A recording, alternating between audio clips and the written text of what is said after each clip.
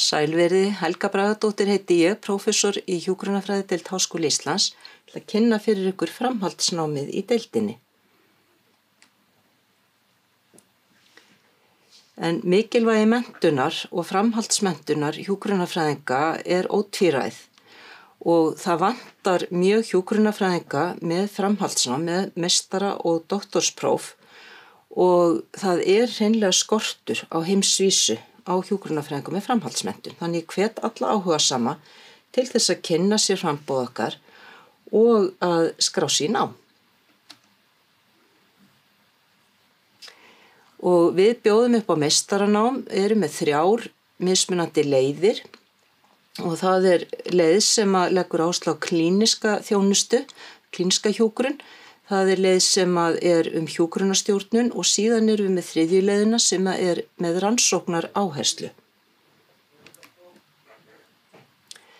Þessar leiðir þær skarast og það ákveðin kjarnanámskeið sem skyldunámskeið í öllum leiðunum en síðan aðeins mismunandi eftir kjörsviðum hversu mörg og hver skyldunámskeiðin og þá hversu mörg valnámskeið en best að kynna sér bara hverja námsleið fyrir sig og hvert kjörsvið til þess að fá betri mynd af því hvernig leiðirnar og hvernig námskeiðin leggjast. En klínisku kjörsviðin fjölmörg og þarna talin upp þau sem við höfum boðið sérstaklega upp á og ég ætla sérstaklega að benda á þarna við erum með nýja leið í geðhjúkrun sem ég ætla aðeins að tæpa á næstu glæru og síðan svæfingahjúkrun og skurðhjúkrun þannig meistaranámið að það gerð krafa að hjúkrunarfræðingar séu þegar með viðbótardiplóma á þessum sviðum og svo sjáum við þarna neðst að þá talin til önnur klínisk sérhæfing og hún til þess að veita hjúkrunarfræðingum tækifæri til þess að sérhæfa sig á öðrum sviðum heldur en að ofan talin. Þau fleiri.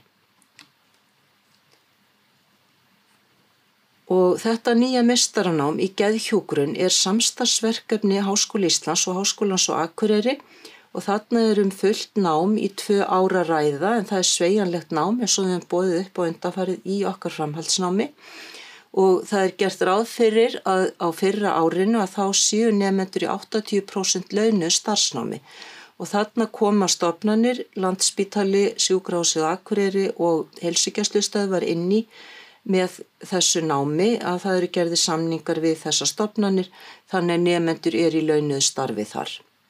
En það fjöldatakmörkun í þetta nám, það gert ráð fyrir að 12 nemendur komist að þannig að ég bið áhugasama að kynna sér þetta vel og einnig gerð krafa að nemandi og vinnuveitandi hans hafi skýra áætlun hvernig viðkomandi muni öðlast sérfræðileyfi í geðhjúkrun eftir að námi lýkur. Og í hjúkrunarstjórnun þá erum við með 2 áherslusvið og annars vegar það með áherslu á rekstur og mannauðsstjórnun og svo áherslu á forystu og verkefnastjórnun og það fer svolítið eftir því hvort að fólk í eða stefnir á stjórnunarstörf eða svona leiðtogastörf í verkefnum og svona annars konar stjórnun. Nú rannsóknarþjálfunin, þessi 3. leið í meistaranáminu, við teljum hana vera mjög góðan undirbúning undir doktorsnám en það skal tekið fram að úr öllum okkar námsleiðum að þá geta nemendur sótt í doktorsnám. En þarna þá helmingur námsins vísindarannsókn 60 einingar og áður en að sótt í þessa leið þarf umsækjandi að hafa samið við væntanlega leiðbeinanda leiðsögn og viðfangsefni eða sérhæfingu í sínu námi.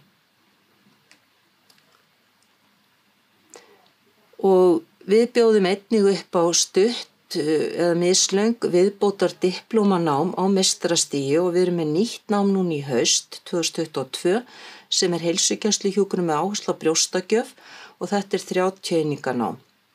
Við bjóðum einnig upp á haustið að þá hefst skurðhjúkrun og svæfingahjúkrun sem reyndar 80 einingar, aðeins lengra heldur en flest önnur diplóma hjá okkur. Og síðan erum við með hjúkrun langveikra og hjúkrunarstjórnun þessar 2 áhersluleiðir. En þetta það nám sem hefst á haustið 2022. Og þetta nýja heilsugæslunám, heilsugæsluhjúkrun með áherslu á brjóstagjöf, að þar í því námi þá öðlast nemendur þekkingu á efni tengdu brjóstagjöf, fjölskylduhjúkrun og ráðgjöf. Og inntökuskilyrðin til þess að komast í nám á meistarastigi hjá okkur í hjúkrunarfræðideildinni að það er BS-próf í hjúkrunarfræði eða sambærilegt nám. Það er að lágmarki 6,5 í meðalengun út á sínu BS-námi og að hafa gilt íslenskt hjúkrunarleyfi.